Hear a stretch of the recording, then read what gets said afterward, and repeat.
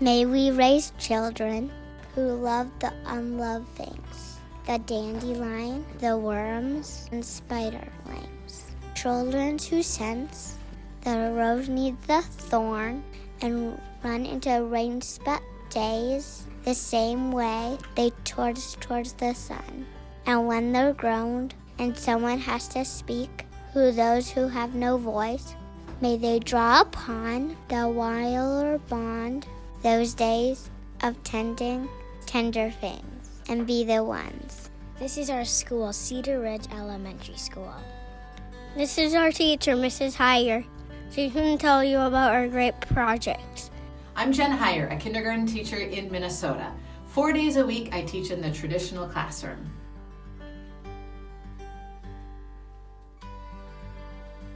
And 1 day a week, I teach in the outdoor classroom.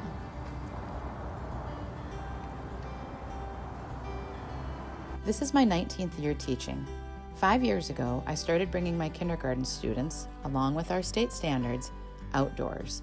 On Wednesdays, we spend all morning and afternoon in our school forest and creek area. It has been fascinating to watch my students grow, not only within the academic framework, but also gain 21st century skills like collaboration, creativity, critical thinking, and communication.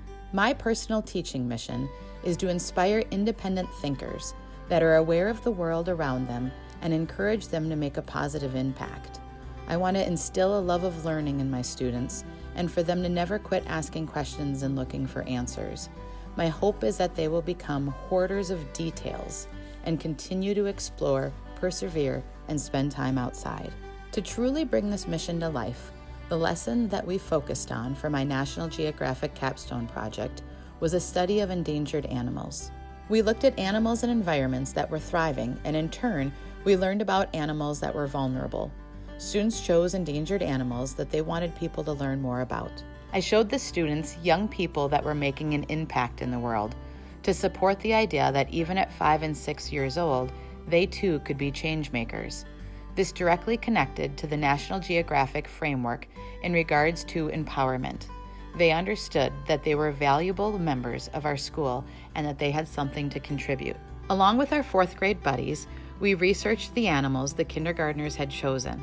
The kindergarten students presented to the parent-teacher organization, our PTO, an idea for an endangered animal book that they would write and illustrate with the support of their 4th grade buddies. The children asked the PTO for funding to publish multiple copies of this book to be placed on the shelves of our school library.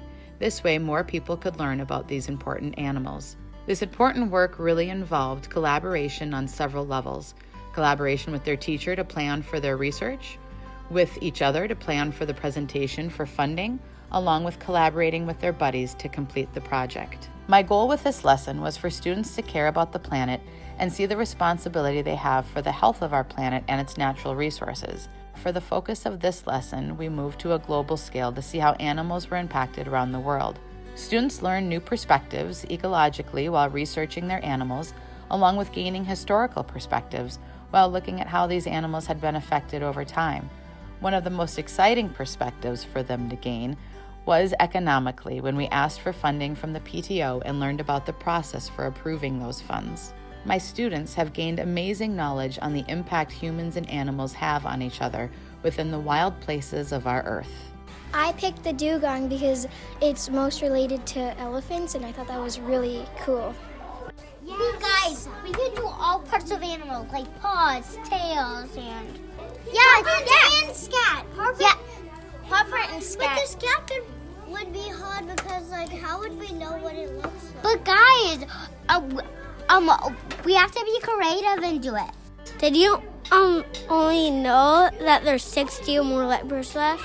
They are the top predator, so we need them in their habitat.